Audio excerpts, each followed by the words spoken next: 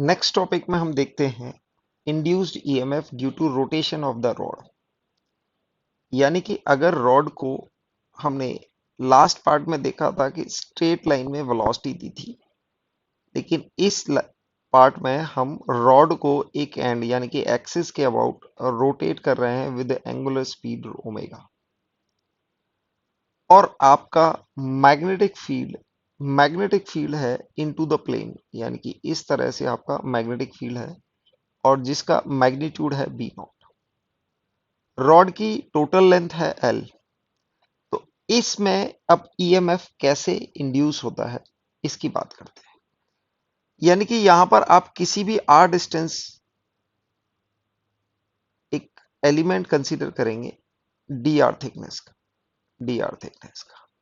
और D R thickness के element को अगर आप देखेंगे, ये एलिमेंट है जिसकी थिकनेस है डी आर, और आप देखेंगे इसकी वेलोसिटी जो होगी, इस वेलोसिटी को हम लिख सकते हैं omega into distance from the axis which is R. यानी कि ओमेगा अगर इसकी एंगुलर स्पीड है और ये डिस्टेंस आर है तो इसकी वेलोसिटी हो जाएगी ओमेगा इंटू आर। अब ये वेलोसिटी इसकी वेरिएबल है क्योंकि जैसे जैसे आर इंक्रीज होगा आपकी ये वेलोसिटी इंक्रीज होगी। तो हम क्या करेंगे, आप देखेंगे मैग्नेटिक फील्ड अंदर की डायरेक्शन में और लेंथ वेक्टर इस डायरेक्शन में होगा और वेलोसिटी अंदर होगी।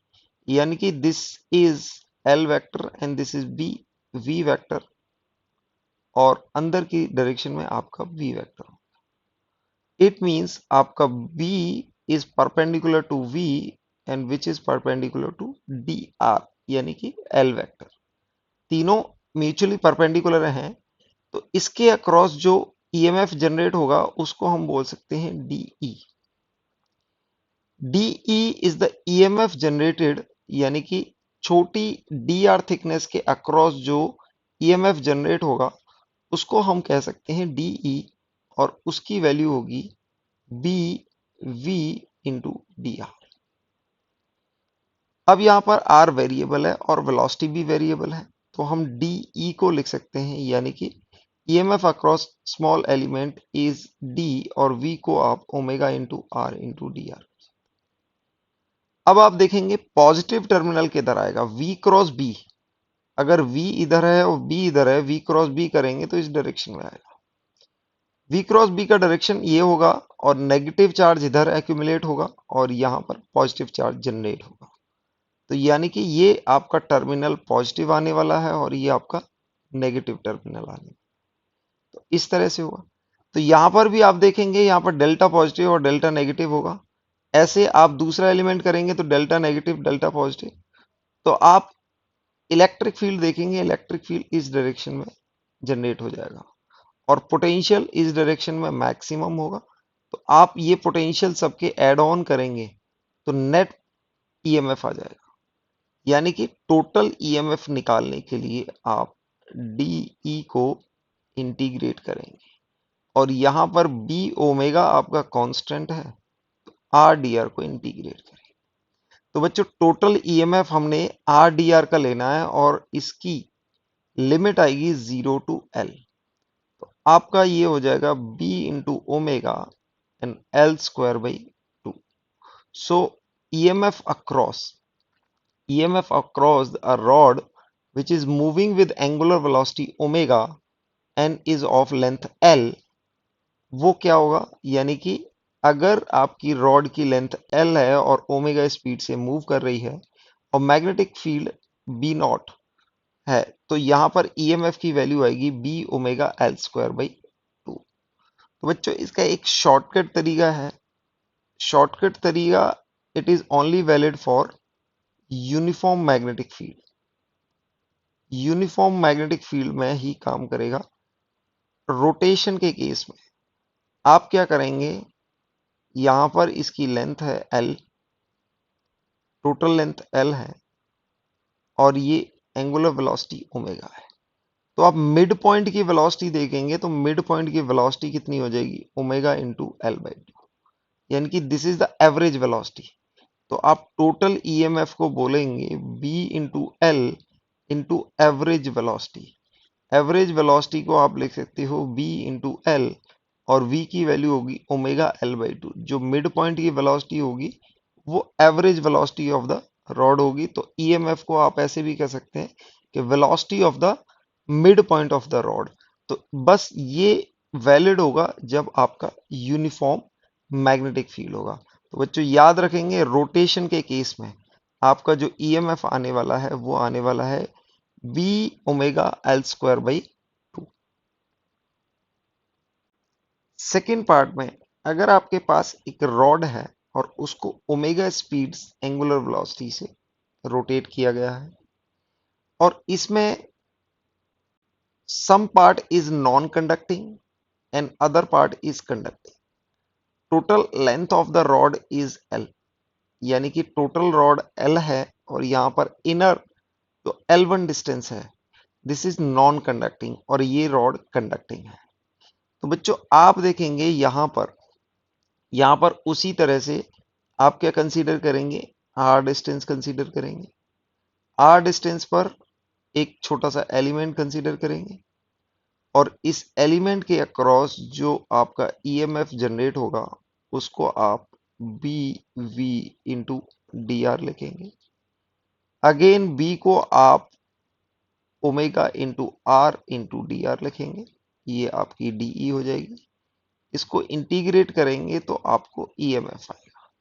बट बच्चों यहाँ पर एक डिफरेंस आएगा कि आपका जो लिमिट है, आर का जो लिमिट है आर डी आर में जब इंटीग्रेट करेंगे तो आप देखेंगे कि पहला आर आपका स्टार्ट होगा L1 से और एंड होगा आपका L पर, यानी कि आप L1 से L तक इंटीग्रेट करेंगे तो आपको ईएमएफ इस केस में बच्चों बी ओमेगा कांस्टेंट है और आर स्क्वायर बाई टू और लिमिट आएगी L से L1 तो आपको L square minus L1 square. इस तरह से आप इन दोनों पार्ट्स का ईएमएफ निकाल दोगे। तो यहाँ पर चूंकि ये पार्ट नॉन कंडक्टिंग है, ये पार्ट क्या है, नॉन कंडक्टिंग है, ये पार्ट नॉन कंडक्टिंग है तो यहाँ पर पॉजिटिव टर्मिनल मिलेगा। देखो वेलोसिटी डायरेक्शन नीचे की तरफ होगी, वेलोसिटी डाउनवर्ड है, एल वेक्टर इधर होगा, बी वेक्टर इधर होगा, this is B and this is V. V cross B की डायरेक्शन देखेंगे तो ये इधर आएगी, तो यानी कि ये टर्मिनल पॉजिटिव बनने वाला है, ये टर्मिनल पॉजिटिव बनेगा और ये यहाँ पर नेगेटिव बनेगा। तो इसके अक्रॉस ही आपका ईएमएफ जनरेट होगा। तो सिनेरियो कुछ इस तरह से होगा, ये आपकी रॉड होगी, इसमें जो नॉन कंडक्टिंग पार्ट है उसमें ईएमएफ नहीं जनरेट होगा और यहाँ पर आपका नेगेटिव टर्मिनल बनेगा और ये आपका पॉजिटिव टर्मिनल बनेगा। It is rotating with angular speed omega about one of its end, और जबकि magnetic field into the plane है। तो इस ईएमएफ की value is given by B omega by two L square minus L one square. अगर conducting rod की बजाय हम कंडक्टिंग डिस्क कंसीडर करें और उसे यूनिफॉर्म मैग्नेटिक फील्ड में रोटेट किया जाए ओमेगा स्पीड से, जिसका रेडियस है आर, तो बच्चों यहाँ पर क्या होगा, यहाँ पर again it will behave as a multiple rods, यानी कि अगर एक रॉड है ऐसे ही बहुत सारी रॉड इस तरह से होंगी, इनफाइनाइट नंबर ऑफ रॉड्स होंगी।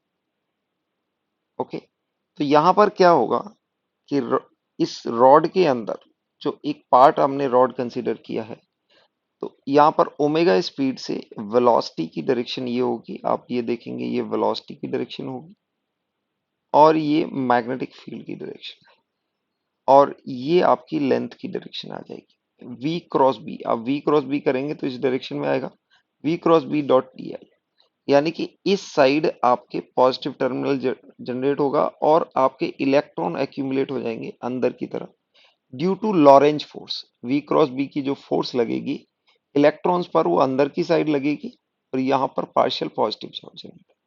तो ये partial positive around the periphery सारे डिस्क पर जनरेट होगा। तो यहाँ पर आपको इनफाइनाइट ऐसे बैटरी सॉर्ट ऑफ मिलेंगी, यानी कि जिनका अंदर की तरफ नेगेटिव टर्मिनल और बाहर की तरफ पॉजिटिव टर्मिनल, और यहाँ पर ये ईएमएफ मिलेगा ई, और इस ईएमएफ को भी हम रॉड के इक्विवेलेंट कर सकते हैं because it is equivalent to numerous rods. बहुत सारी रॉड ऐसे कनेक्ट कर दी गई हैं, बट आप देखेंगे सब रॉड की लेंथ इक्वल है, सबका ओमेगा इक्वल है और मैग्नेटिक फील्ड सबके लिए इक्वल है। तो यहाँ पर बहुत सारी पैरेलल बैटरी ऐसे कनेक्ट होंगी। तो और बच्चों आपको पता है कि अगर सेम ईएमएफ की पैरेलल बैटरी कनेक्टेड की जाए, सेम ईएमएफ की पैरेलल बैटरी कनेक्टेड की जाए, तो नेट ईएमएफ, अगर इसका ईएमएफ ई है और इसका ईएमएफ ई है, तो नेट ईएमएफ भी क्या होता है, ई ही रहता है। The net EMF will be E only अगर पैरेलल कनेक्शन है। तो यहाँ पर infinite number of rods with same EMF होंगे, तो नेट ईएमएफ भी आपका ई रहेगा। और ई एक रॉड के लिए हम ऑलरेडी कैलकुलेट कर सकते हैं बी ओमेगा, और यहाँ पर एल की जगह आपका आर है, R square by 2। This will be the EMF between centre point यानी कि axis and the periphery. Axis और पेरीफेरी के बीच में ये ईएमएफ होगा। इन केस, इन दोनों पॉइंट्स में हम कनेक्शन कुछ इस तरह से लेके, यानी कि कनेक्टेड नहीं है और यहाँ पर रेडियस, सॉरी, रेजिस्टेंस आर से लेके ये अटैच कर दें, यानी कि हमने इन दोनों पॉइंट्स के बीच में एक कनेक्शन बनाया है। This is out of the plane, okay, this is not connected, यानी कि ये ऊपर जा रहा है और फिर ऐसे कनेक्टेड है। तो यहाँ पर अगर इसका रेजिस्टेंस आर है, तो आप देखेंगे ये नेगेटिव टर्मिनल है, ये पॉजिटिव टर्मिनल है, इसके अंदर करंट फ्लो होगा आई, और आई की वैल्यू आप लिखोगे ईएमएफ ओवर आर, यानी कि आप इसको रेजिस्टेंस आर ई बोल सकते हैं। And this will be B omega R square which is the radius upon 2 R E. R E क्या है, यहाँ पर रेजिस्टेंस की वैल्यू है। तो इस तरह से अगर डिस्क को भी रोटेट किया जाए तो उसके अक्रॉस भी ईएमएफ सेम ही आएगा as in the case of disc, sorry, rod. इस कंसेप्ट से रिलेटेड हम एक क्वेश्चन देखते हैं।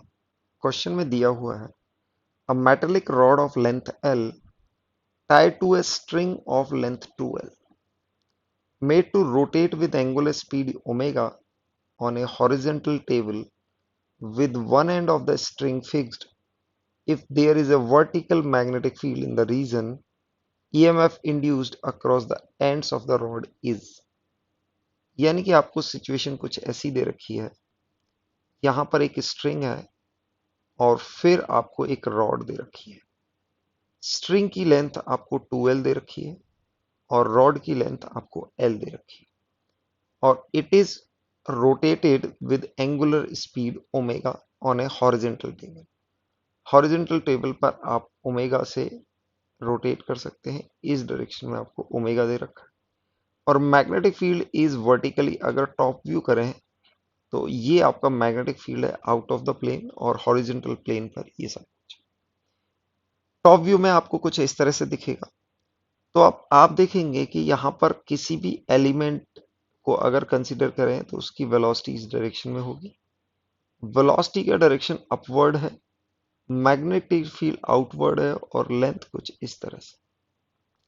वी क्रॉस बी करेंगे तो आपको इस डायरेक्शन में आएगा, यानी कि वी क्रॉस बी की डायरेक्शन में आपका पॉजिटिव टर्मिनल रहता है और ये आपका ऑपोजिट में नेगेटिव। क्योंकि ये आपकी स्ट्रिंग है तो इसके अक्रॉस कोई भी ईएमएफ जनरेट नहीं होगा, और रॉड के अक्रॉस ईएमएफ जनरेट होगा।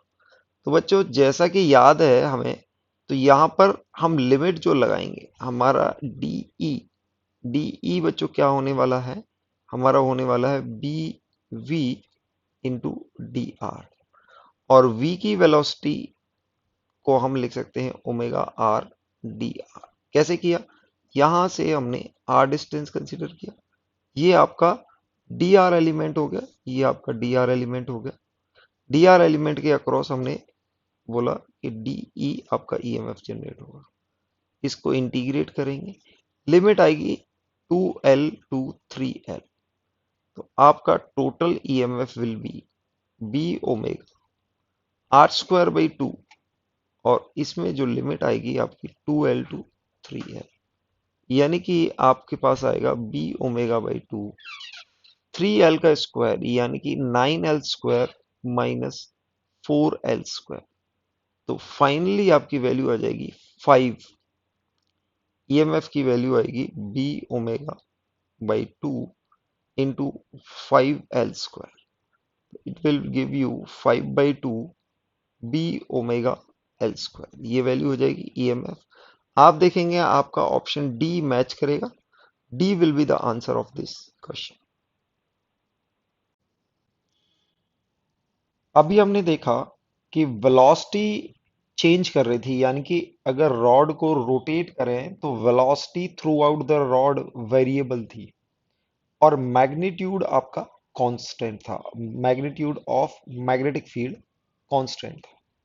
लेकिन अगर दूसरी सिचुएशन अगर कंसीडर करें आप, यानी कि एक इनफाइनाइट वायर है, उससे ए डिस्टेंस पर एक रॉड है लेंथ एल की, तो आप देखेंगे कि अगर यहां पर कंसीडर किया जाए तो magnetic field through out the length of the rod, यानी कि जैसे जैसे हम लेंथ चेंज करेंगे मैग्नेटिक फील्ड भी हर पॉइंट पर चेंज होगा। इस फील्ड में अगर आपको परपेंडिकुलर वेलोसिटी दे दी जाए तो ईएमएफ कैसे जनरेट होगा, यानी कि हमें निकालना है EMF induced across the rod, across the rod, ये निकालना है। तो आप जो इसको कैसे देखेंगे, यहां पर मैग्नेटिक फील्ड हम डीई, यानी कि कोई भी एलिमेंट लेंगे यहां से एक्स डिस्टेंस पर, लेट से दिस इज एक्स डिस्टेंस, और यहां पर एक छोटा सा एलिमेंट कंसीडर करेंगे। जब भी कोई भी चीज वेरिएबल होती है तो हम एलिमेंट और इंटीग्रेशन के थ्रू प्रोसीड करते हैं। एक्स डिस्टेंस पर हमने एक dx एलिमेंट कंसीडर कर लिया। अब dx के अक्रॉस अगर हम ईएमएफ देखेंगे उसको बोलेंगे डीई, यानी कि इसके अक्रॉस जो भी ईएमएफ जनरेट होगा वो होगा डीई। तो अब इस dx एलिमेंट को हम इधर बना लेते हैं। इसकी थिकनेस हो गई dx, थिकनेस dx दे रखी है आपको, और इसकी वेलोसिटी अपवर्ड डायरेक्शन में। और यहां पर अगर मैग्नेटिक फील्ड की बात करेंगे तो आपको पता है क्लोज लूप बनते हैं राइट हैंड थंब रूल से, magnetic field will be into the plane. तो यहां पर मैग्नेटिक फील्ड की डायरेक्शन होगी इनटू द प्लेन बी। अब यहां पर डी ई अगर हम बोले, डी ई को आप बोल सकते हो because all are perpendicular, velocity इधर डायरेक्शन में है, magnetic field into the plane है, और लेंथ इधर है। अब आप देखेंगे v क्रॉस b का अगर डायरेक्शन लेंगे, v क्रॉस b का डायरेक्शन लेंगे तो आपका इस डायरेक्शन में आएगा, यानी कि ये पॉजिटिव टर्मिनल आना है और ये नेगेटिव टर्मिनल आना है अक्रॉस द dx, यानी कि ये पार्शियल नेगेटिव बनेगा और ये पार्शियल पॉजिटिव बनेगा। ओके, तो हम डीई को लिख सकते हैं B V into D X. ऐसा क्यों लिखा, क्योंकि हमने देखा ये तीनों म्यूचुअली परपेंडिकुलर है, और जब म्यूचुअली परपेंडिकुलर होते हैं तो हम ईएमएफ को सीधे बी एल वी लिख सकते हैं। तो बी वी इंटू एल की जगह हमने डी एक्स लिख दिया। आगे हम देखेंगे यहाँ पर बी कांस्टेंट नहीं है, तो अगर आपको टोटल ईएमएफ निकालना है तो आप क्या करेंगे कि इसको इंटीग्रेट कर देंगे। तो ये होगा B V into D X, और इसको इंटीग्रेट करें। अब बच्चों आप देखेंगे कि b एट दिस पोजीशन, यहां पर अगर b निकाला जाए this will be the function of x। b as a function of x we can write mu naught I over 2 pi x.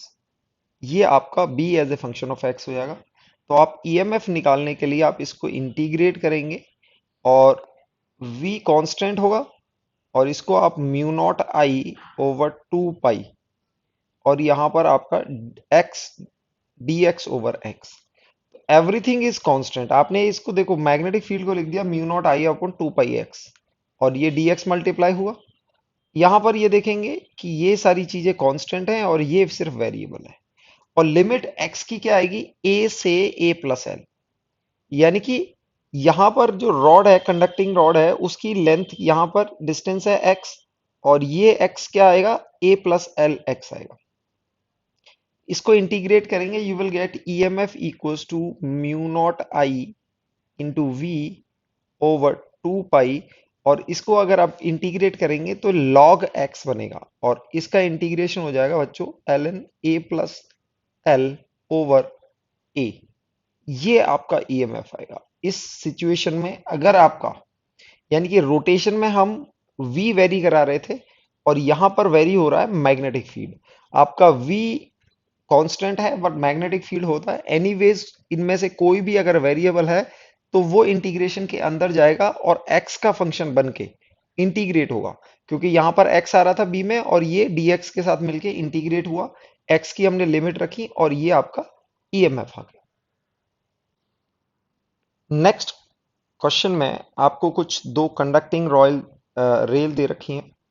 Conducting rails पर दो वायर हैं, उनको एक कांस्टेंट v वेलोसिटी से एक दूसरे की तरफ अप्रोच किया जा रहा है और रेल्स के बीच में डिस्टेंस l है। Magnetic field exist perpendicular to the plane of the coil, यानी कि मैग्नेटिक फील्ड इस कॉइल के परपेंडिकुलर है which is into the plane. आपकी कॉइल ऐसे है और मैग्नेटिक फील्ड इसमें अंदर पेनिट्रेट कर रहा है परपेंडिकुलर डायरेक्शन में। तो यहां पर हमने निकालना है find the EMF induced in the loop.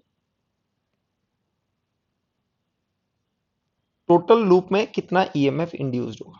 तो हमने इसको फैराडेज लॉ से भी निकाल सकते हैं और इसको हम देखेंगे मोशनल ईएमएफ से कैसे निकालते हैं। तो बच्चों मोशनल ईएमएफ से निकालने के लिए हम अगर राइट लेट से लेफ्ट वायर को आप कंसीडर करें, लेफ्ट वायर यानी कि ये वाला वायर, लेफ्ट वायर को आप कंसीडर करेंगे तो आप देखेंगे यहां पर वेलोसिटी वेक्टर राइट की साइड है, magnetic field into the plane है। तो v क्रॉस b की डायरेक्शन देखेंगे दिस विल बी, और आपका एल डायरेक्शन आ जाएगा। v क्रॉस b की डायरेक्शन देखेंगे ये पॉजिटिव टर्मिनल बनेगा, ये नेगेटिव टर्मिनल बनेगा, और तीनों एक दूसरे के परपेंडिकुलर है, यानी कि b vector is perpendicular to v vector and which is perpendicular to l vector. ये तीनों एक दूसरे के म्यूचुअली परपेंडिकुलर है। तो इसके अक्रॉस जो ईएमएफ आने वाला है जिसको हम बोलेंगे E1 can be written as B L into V. और लेफ्ट हैंड साइड वायर में आपका पॉजिटिव टर्मिनल अपवर्ड होगा तो हम कुछ इस तरह से इसको रिप्रेजेंट कर सकते हैं E1 which is equal to B L into V. अब बात करते हैं राइट वायर की। राइट साइड के वायर को अगर आप देखें तो राइट साइड में आप देखेंगे कि वेलोसिटी वेक्टर टुवर्ड्स लेफ्ट है, magnetic field vector into the plane है, और आपकी ये लेंथ होगी। अब इसमें बच्चों आप v क्रॉस b करेंगे तो v cross b which is into the plane, आप देखोगे ये वेलोसिटी वेक्टर हो गया और magnetic field vector into the plane, तो इसका डायरेक्शन नीचे की तरफ आएगा। तो आपका ये पॉजिटिव टर्मिनल बनेगा और ये नेगेटिव टर्मिनल, और यहां पर इसको हम बोलेंगे E2। E2 की again b is perpendicular to v and which is perpendicular to l। इसकी वैल्यू अगर हम निकालें तो ये आ जाएगी बी एल बी E2। अब इसमें देखने वाली बात है कि यहाँ पर पॉजिटिव टर्मिनल नीचे की तरफ बनेगा, E2 ऐसे बन गया। अगर आपको एज ए होल यानी कि आप देखेंगे कि लेफ्ट वायर इस तरह से बनेगा E1, और राइट वायर को आप देखेंगे this will be like E2, और ये आपकी कंडक्टिंग रेल्स हो गई दिस इज। तो आप देखेंगे अगर एक पॉइंट से यहां पर जाएं, यहां पर अगर आप जाएं तो यहां पर E1 इंक्रीज हो रहा है और फिर यहां से आए तो फिर E2 से इंक्रीज हो गया, यानी कि इसका पॉजिटिव टर्मिनल इसके नेगेटिव टर्मिनल से कनेक्टेड है। तो ये दोनों बैटरी की तरफ बिहेव करेंगे जिसमें कुछ इस तरह से कनेक्टेड हैं। This is negative terminal then positive terminal of E1, फिर ये कंडक्टिंग वायर होगा, then negative terminal then positive terminal of E2, इस तरह से कनेक्टेड। यानी कि अगर इस पॉइंट से इस पॉइंट पर जाएं तो आप नेगेटिव से पॉजिटिव जा रहे हैं, अगेन ये कंडक्टिंग वायर हो गया, फिर इधर जाते हैं तो नेगेटिव से पॉजिटिव जाएंगे, यानी कि negative to positive then negative to positive. तो टोटल अक्रॉस इन दोनों पॉइंट्स के अक्रॉस आपका ईएमएफ हो जाएगा E1 प्लस E2। तो यानी कि यहाँ पर टोटल वायर की लूप के अक्रॉस, यानी कि अगर आप इस लूप के अक्रॉस घूमेंगे तो आपका EMF will B E1 plus E2। यहां पर सेम डायरेक्शन में, अगर ये दोनों सेम डायरेक्शन में होते और लूप में घूमने में जीरो आ जाता, लेकिन अगर लूप में घूमने में ऑपोजिट पोलैरिटी से, ये सेम पोलैरिटी से लगे हुए हैं क्योंकि आप नेगेटिव से पॉजिटिव और फिर लूप में नेगेटिव से पॉजिटिव जाएंगे तो दोनों सम हो जाएंगे और सीरीज बैटरी इन सीरीज की तरह बिहेव करेंगे। E1 और E2 की वैल्यू, दोनों की वैल्यू बी एल वी है, तो आपको total EMF in the loop आपको मिल जाएगा 2BL इंटू वी। तो this will be your total EMF across the loop. So अभी तक हमने देखा था कि फैराडेज लॉ के अकॉर्डिंग अगर आप मैग्नेटिक फ्लक्स चेंज करते हैं तो आपका ईएमएफ इंड्यूस्ड होता है। तो अगर आप कॉइल को मूव कर रहे थे तो फैराडेज लॉ में चेंज इन फ्लक्स से ईएमएफ हमें मिला था। और मूविंग कॉइल के लिए, मूविंग कॉइल अगर थी आपकी और उससे आपका फ्लक्स चेंज हो रहा था, तो वहां पर ईएमएफ जनरेट हुआ, वो हमने स्टडी किया। The explanation of Faraday's law was given by motional EMF. जब भी मोशनल ईएमएफ होता है तो चार्ज पार्टिकल मैग्नेटिक फील्ड में मूव करते हैं, तो मैग्नेटिक फील्ड एक चार्ज पार्टिकल पर फोर्स लगाता है अगर मूव करते हैं तो, यानी कि कंडक्टिंग वायर अगर मूव कर रहा है तो चार्ज पार्टिकल पर फोर्स लगेगा और एक ईएमएफ जनरेट हो जाएगा। लेकिन दूसरा क्वेश्चन आता है कि if we are nothing moving any part, आप किसी भी चीज को मूव नहीं करा रहे हो और आपका फ्लक्स चेंज सिर्फ मैग्नेटिक फील्ड चेंज होने की वजह से हो रहा है, यानी कि your flux is like B into A, और बी और A vector, B dot A है, बी और ए दोनों पैरेलल वेक्टर हैं, यानी कि आपका ए वेक्टर इधर है और सॉरी, ए वेक्टर अंदर की तरफ है और बी वेक्टर भी अंदर की तरफ है, दोनों पैरेलल हैं, तो आपका फ्लक्स हो जाएगा बी ए। अब यहां पर अगर आप बी को इंक्रीज करते हो, यानी कि लेट से you have dB by D T, constant rate से अगर आप मैग्नेटिक फील्ड को इंक्रीज करते हैं तो आपके पास ईएमएफ आ जाता है, that is D five by D T. और यहां पर एरिया कांस्टेंट है तो हम इसको ऐसे लिख सकते हैं डीबी बाई डी टी, और ये एक फिक्स क्वांटिटी है। तो अगर आप मैग्नेटिक फील्ड चेंज करते हो तो then also you get the EMF according to the Faraday's law. तो फैराडे ने बोला था कि अगर आप मैग्नेटिक फील्ड को चेंज करो, एरिया को कांस्टेंट रखो, तब भी ईएमएफ जनरेट होगा, और इट वाज ऑब्जर्व, ये ऑब्जर्वेशन में आया था। अब इसका एक्सप्लेनेशन कैसे देते हैं? देखो बच्चों, अगर मैग्नेटिक फील्ड चेंज हो रहा है और यहां पर आपके कुछ लेट से इलेक्ट्रॉन्स हैं कंडक्टिंग वायर्स पर, कंडक्टिंग वायर पर फ्री इलेक्ट्रॉन्स आर देयर, और ईएमएफ से इंड्यूस्ड आपका करंट आ जाता है, इंड्यूस्ड करंट आ जाता है, EMF give rise to the induced current, induced current आता है, और इंड्यूस्ड करंट आने, जिसको हम बोलते हैं आई। तो आप देखो, इंड्यूस्ड करंट आने के लिए there is a force on the charge particle, there is a force on charge particle, charge particle. क्यों? क्योंकि करंट के लिए इलेक्ट्रॉन मोशन में आएंगे, मोशन में आएंगे तभी करंट फ्लो होगा, तभी आपका करंट फ्लो होगा। तो यहां पर हम बोलते हैं कि magnetic field, magnetic field statement है कि आपका magnetic field can not exert the force on stationary charge particle, stationary charge particle है, यानी कि यहां पर अगर कंडक्टिंग वायर के अंदर कोई फ्री इलेक्ट्रॉन्स हैं, they are stationary, they are not moving, ये मूव नहीं कर रहे हैं, और आप मैग्नेटिक फील्ड को चेंज कर रहे हो, तो उसकी वजह से यहां पर करंट आ रहा है। तो अब एक रीजन दिया गया था कि भाई मैग्नेटिक फील्ड तो उसमें फोर्स एक्सर्ट नहीं कर सकता है। सो रेस्ट पर अगर कोई भी particle, charge particle, if electrons are rest और charge particle is at rest, so magnetic field can not exert a force. Okay, ये हमने बोल दिया कि magnetic field can not exert the force, यानी कि force due to magnetic field zero होगी, but they are moving. तो यहां पर ओनली फोर्स जो रेस्ट चार्ज पार्टिकल पर हो सकती है, वो फोर्स इलेक्ट्रिकल हो सकती है, इलेक्ट्रोस्टैटिक फोर्स होगी और कोई फोर्स नहीं हो। और इलेक्ट्रोस्टैटिक फोर्स जो होगी वो उसको उसको हम लिखते हैं, electrostatic force is given as Q into electric field. तो देयर मस्ट बी है, यानी कि देयर मस्ट बी है electric field, I can write electric field due to changing magnetic field. ये चेंजिंग मैग्नेटिक फील्ड जो चेंज कर रहे हैं, इससे एक इंड्यूस्ड, इसको बोलते हैं इंड्यूस्ड इलेक्ट्रिक फील्ड। ये कोई भी इलेक्ट्रिक फील्ड जरूर इंड्यूस्ड होगा चेंजिंग मैग्नेटिक फील्ड से। अगर आप मैग्नेटिक फील्ड को चेंज कर रहे हैं और इंड्यूस्ड करंट आपको दिख रहा है, तो उसका रीजन होगा कि मैग्नेटिक फील्ड चेंज करने से कोई भी एक इलेक्ट्रिक फील्ड जरूर इंड्यूस हुआ होगा।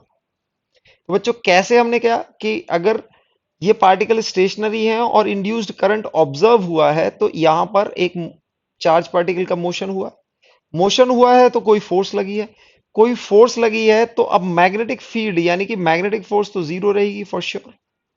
तो यहां पर एक ही पॉसिबिलिटी है चार्ज पार्टिकल पर, क्योंकि लॉरेंज फोर्स में हमने सारी फोर्स कंसीडर कर ली थी, क्यू वी क्रॉस बी। अब वेलोसिटी तो पार्टिकल की जीरो है, तो ये वाली फोर्स तो zero, only possibility is electrostatic force.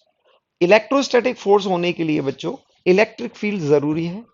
तो हम बोलते हैं कि यहां पर कोई भी इलेक्ट्रिक फील्ड इंड्यूस हुआ होगा due to changing magnetic field, there must be electric field induced due to changing magnetic field. और इसी इलेक्ट्रिक फील्ड को हम इंड्यूस्ड इलेक्ट्रिक फील्ड बोलते हैं। इसका एक्सप्लेनेशन इंड्यूस्ड ईएमएफ से आता है कि मैग्नेटिक फील्ड चेंज करने से इलेक्ट्रिक फील्ड इंड्यूस होता है। अब जो इसकी प्रॉपर्टी क्या होती है, इसकी कुछ प्रॉपर्टी होती है। इसकी प्रॉपर्टी, फर्स्ट प्रॉपर्टी होती है ये नॉन इलेक्ट्रोस्टैटिक। नॉन इलेक्ट्रोस्टैटिक का क्या मतलब है कि it is not not due to charge charge charge की वजह से जो इलेक्ट्रिक फील्ड आता है वो नहीं है। दिस इज नॉन कंजर्वेटिव, और ये नॉन कंजर्वेटिव फील्ड है, नॉन कंजर्वेटिव फील्ड होता है। थर्ड है ये इलेक्ट्रिक फील्ड लाइंस यानी कि in electric field lines due to induced electric field lines due to induced electric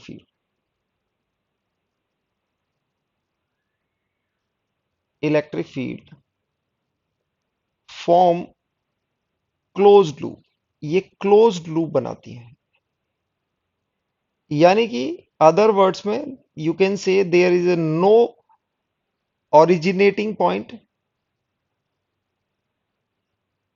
originating and no termination। यानी कि ये क्लोज लूप बना रही होंगी, कुछ तरह इस तरह क्लोज लूप होते हैं। ओके, तो हम बोल सकते हैं कि ये नहीं है कंजर्वेटिव नहीं है, नॉन ओरिजिनेटिंग नॉन टर्मिनेटिंग होते हैं, क्लोज लूप बनाते हैं। क्योंकि यहां पर कंजर्वेटिव फोर्स फील्ड में क्या होता है कि अगर एक चार्ज को क्लोज लूप में घुमाएं तो वर्क डन जीरो होता है, लेकिन यहां पर work done in close loop due to induced electric field induced is not equal to zero. अगर ये कंजर्वेटिव होता तो जीरो हो जाता। तो हम वर्क डन को कैसे लिख सकते हैं, फोर्स, इलेक्ट्रोस्टैटिक फोर्स को we can write q into E, और work done can be written as F dot D l का इंटीग्रल, और we can say q into E d l, ये कर सकते हैं। हम ईएमएफ को डिफाइन कर सकते हैं work done per unit charge. वो आपके पास आ जाएगा ई डॉट डी एल। और ये क्लोज लूप में, ये क्लोज लूप में जीरो नहीं होगा, यानी कि क्लोज लूप में जितना भी वर्क डन किया हमने पर यूनिट चार्ज, और वो हो जाएगा E dot D L, that will be equals to the E M F, this is the E is the E M F across the loop.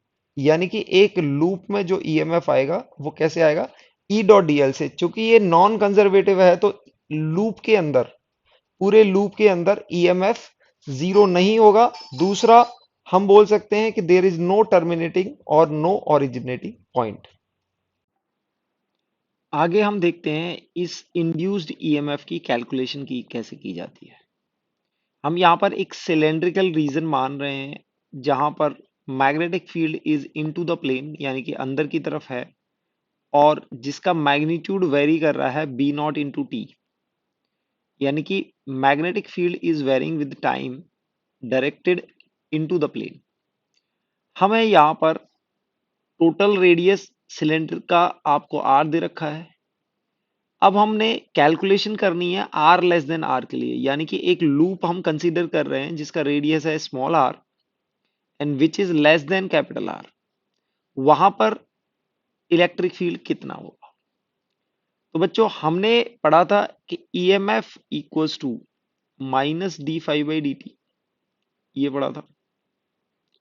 और हम इसको बोल रहे हैं कि electric field into D L vector, ये बोल रहे हैं इंटू क्लोज लूप।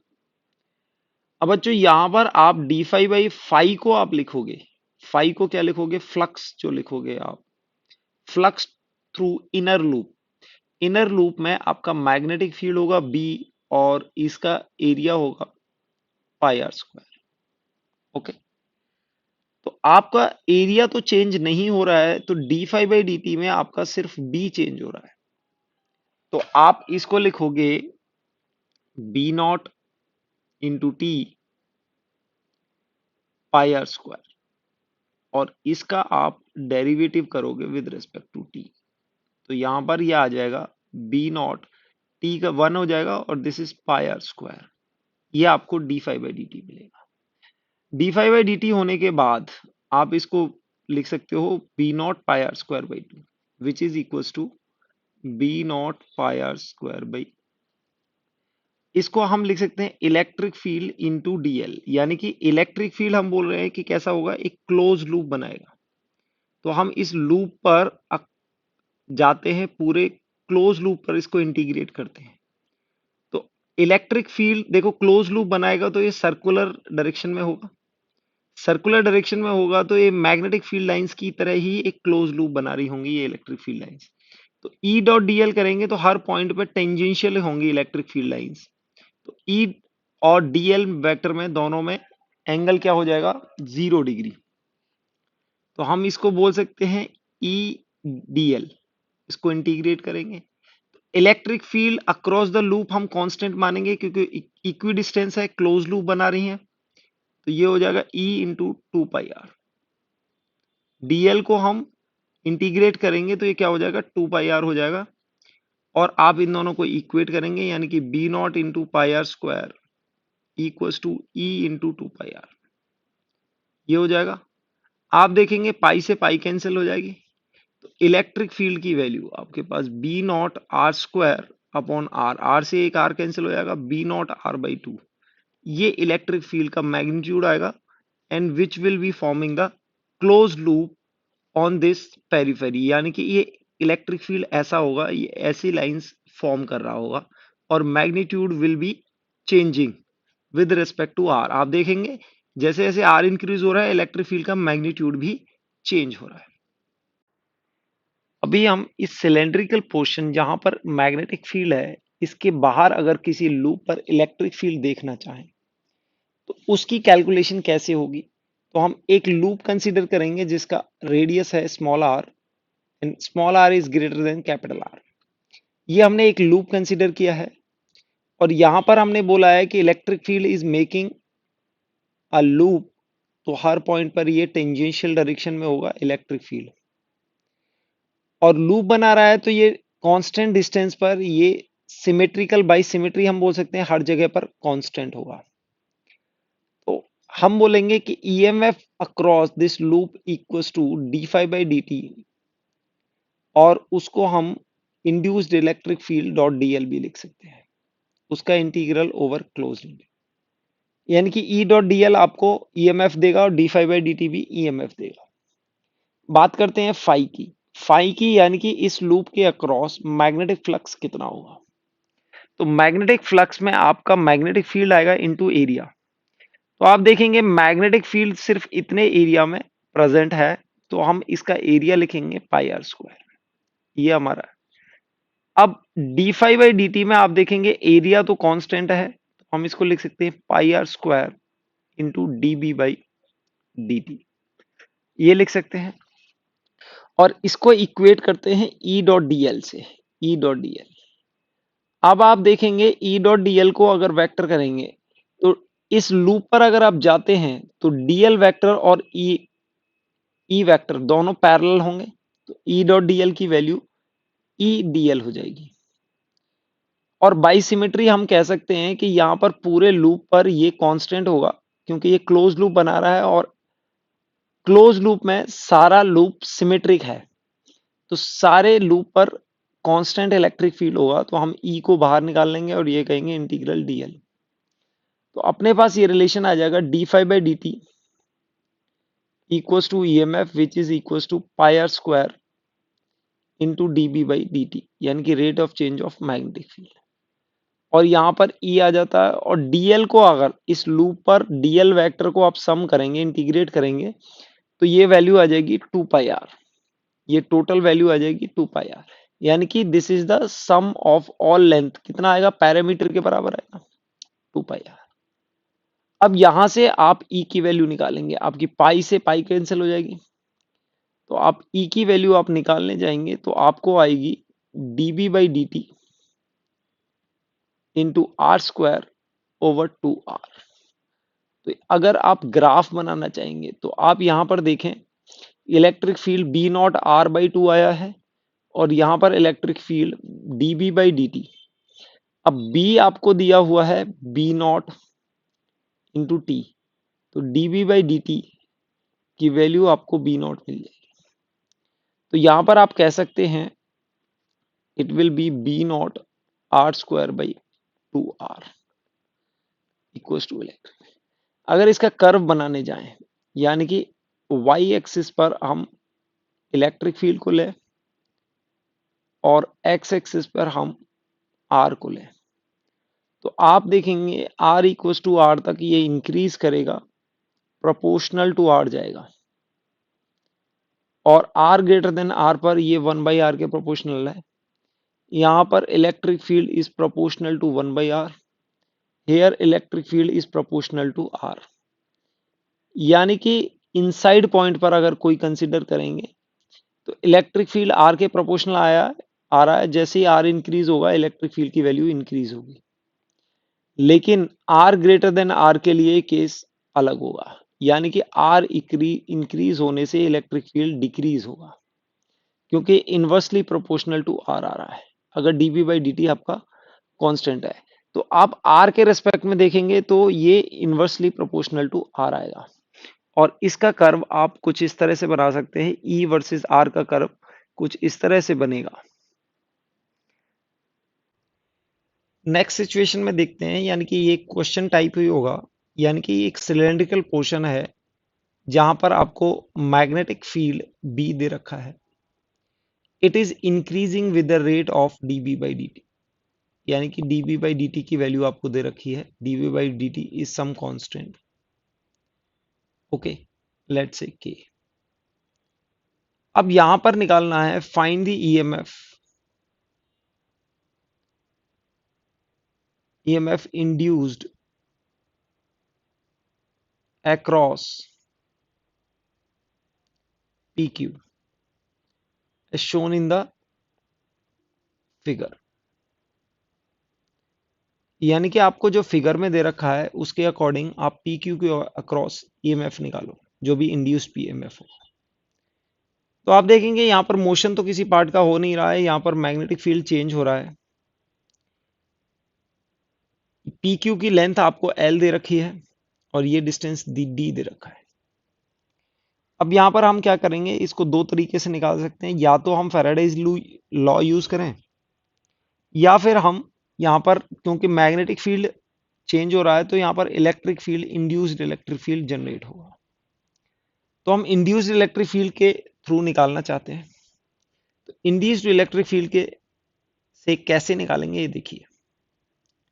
तो हम यहां पर एक मान लेंगे, लेट से डिस्टेंस आर। आर डिस्टेंस का आप एक सर्कल मानेंगे,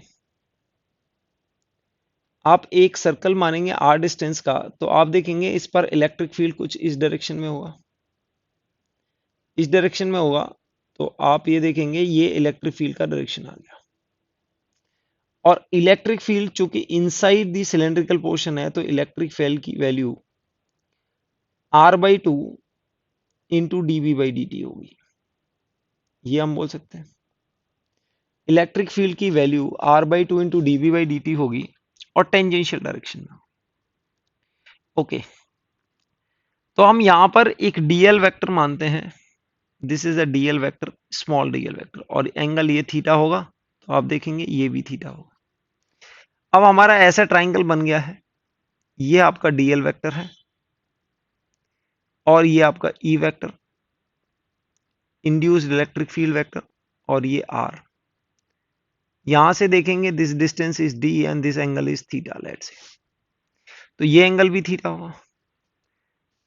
तो आप देखेंगे ईएमएफ इसके अक्रॉस, यानी कि डीएल, यानी कि बहुत छोटा सा एलिमेंट हमने डीएल माना हुआ है, तो डीई अक्रॉस डीएल हम लिख सकते हैं ई डॉट डीएल, इजिली हम लिख सकते हैं।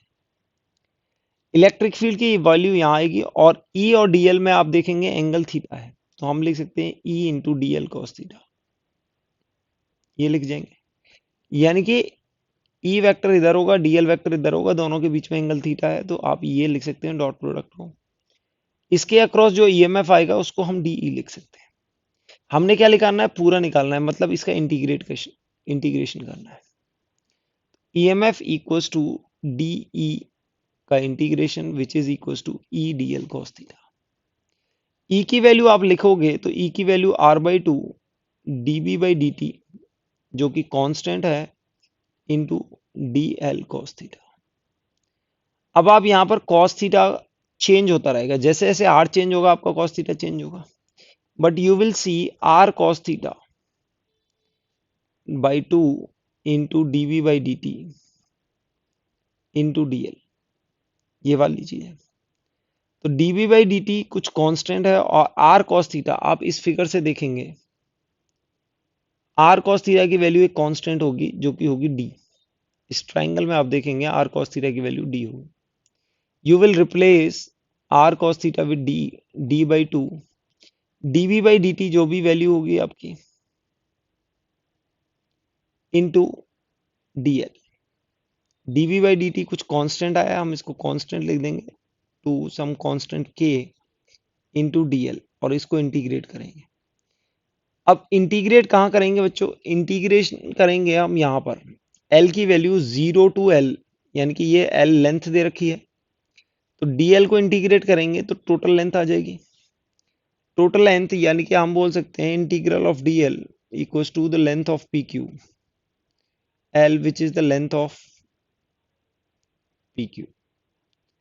तो आप इस तरह से देखेंगे तो आपको ईएमएफ की वैल्यू मिल जाएगी, dV/dt कुछ k लिखा है d/2, और dl इसको हम लिख सकते हैं length of pq equals to l। आप ये देखेंगे, तो अगर आप b को इस तरह से ले लेते हैं b0/t, तो dV/dt b0 आ जाएगी। तो यहाँ पर k की जगह b0 भी रिप्लेस कर सकते हैं, b0 dl/2। इस तरह से आप ईएमएफ निकाल सकते हैं अक्रॉस pq। दूसरा मेथड बच्चों, आप इसको होमवर्क में ट्राई करोगे। होमवर्क में आप कैसे ट्राई करेंगे, ये आपको एक लूप दे रखा है, यहाँ पर मैग्नेटिक फील्ड दे रखा है, फैराडेज लॉ यूज करेंगे, यानी कि ये लेंथ l दे रखी है, सेंटर से ज्वाइन करेंगे,